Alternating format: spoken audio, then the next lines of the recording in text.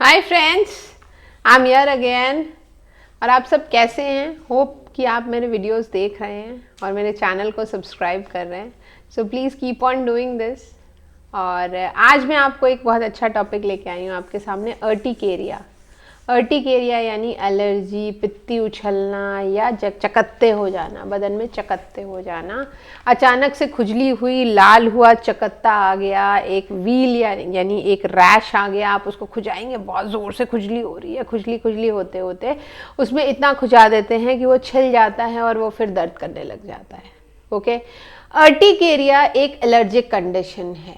Okay, urticaria के कई exciting factors होते हैं। जैसे आपकी बॉडी में अर्टिकेरिया की टेंडेंसी है या एलर्जी की टेंडेंसी है, तो कई फैक्टर्स होते हैं जो इसको एक्साइट करते हैं या इनिशिएट करते हैं। जैसे कुछ लोगों को कोल्ड से एलर्जी होती है, कोल्ड में एक्सपोजर में गए, ठंडी में बाहर गए, बदन में खुजली होने लग गई और लाल चिकत्ते हो गए, तो दिस इज कहते हैं कोलिनर्जिक एलर्जी या कोलिनर्जिक अर्टिकेरिया।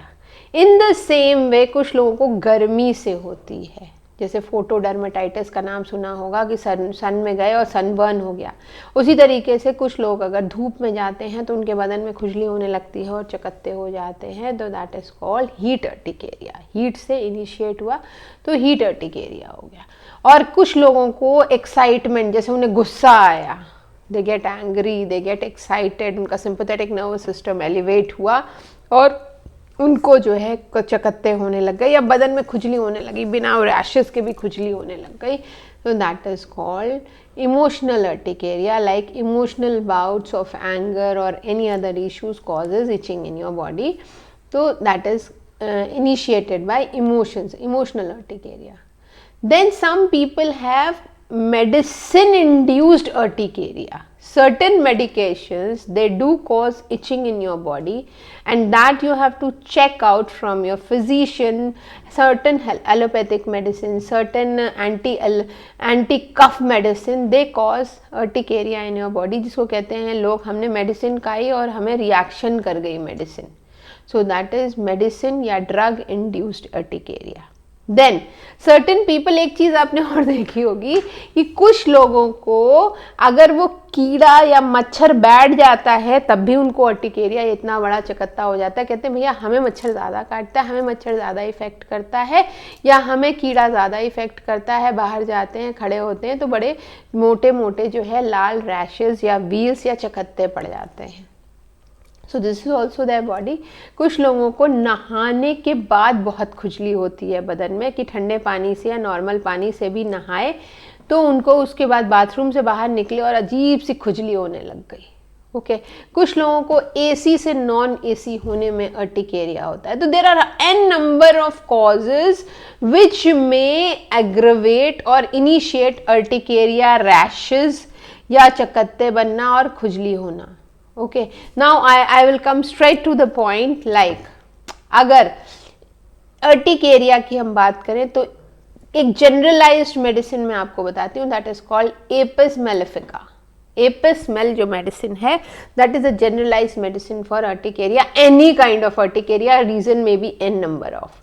इससे इसका रीजन से बहुत ज़्यादा रिलेशनशिप नहीं, लेकिन ये ऑलरेडी क्या करती है, ये हिस्टामिन लेवल को डाउन करती है, क्योंकि अर्टिकेरिया में सीरम IgE और हिस्टामिन लेवल्स बढ़े हुए मिलते हैं अक्सर हम लोगों को।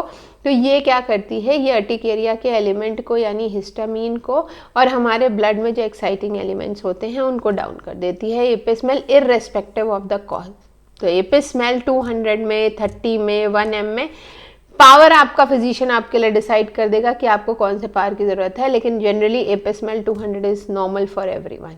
देन हिस्टामिन 30, हिस्टामिन 30 हम लोगों में आती है होम्योपैथी में, बहुत बढ़िया मेडिसिन है। Histamine 30 is very good for urticaria.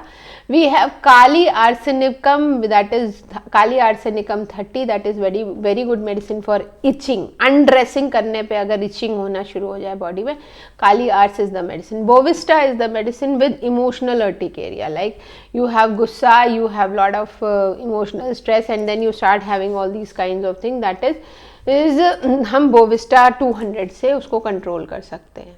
Okay, now then comes sulphur. Sulphur is a very good medicine for all kind of itching. नहा के निकले खुजली होने लगी तो सल्फर 30 कैन बी गिवन.